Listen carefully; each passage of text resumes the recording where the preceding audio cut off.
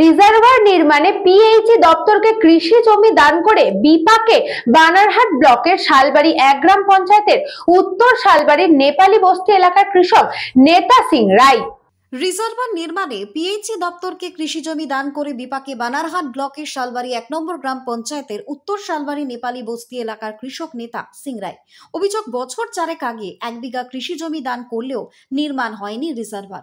2021 সালে সংশ্লিষ্ট দপ্তরকে জমি ব্যবহার করে রিজার্ভার নির্মাণের নো অবজেকশন সার্টিফিকেট দেওয়া হয়েছিল। দপ্তরের তরফে জমি অধিগ্রহণ করে বোর্ড লাগিয়ে জানানো হয়েছিল দ্রুত পিএইচই রিজার্ভার নির্মাণের কাজ শুরু করা যাবে। ফলে সেই জমিতে কৃষিকাজ করা বন্ধ করতে বাধ্য হয়েছিলেন তারা।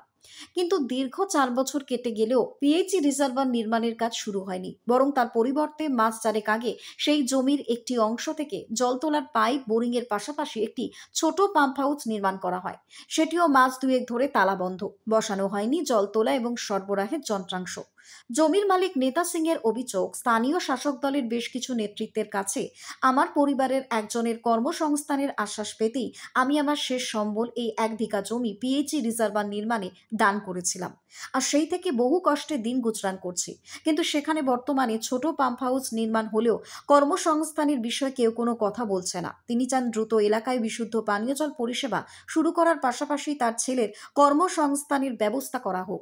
ওই যে ট্যাঙ্কি, বড় ট্যাঙ্কি হওয়ার কথা বলে আমাকে জমি 1 বিঘা লাগবে, তো চাকরি পাবেন আপনি, 1 বিঘা জমিনে বাবদে চাকরি পাবেন। যদি হয় তাহলে আমরা ট্যাঙ্কি বসাবো, ট্যাঙ্কির কাজ শুরু করব। হয়েছিল 4 বছর আগে। তারপরে এই তো 3 মাস আগে আসিয়া অফিসটা, হোম হাউসটা বানানো হয়। তারপরে তো এখন পর্যন্ত কোনো কাজটা তাড়াতাড়ি হোক।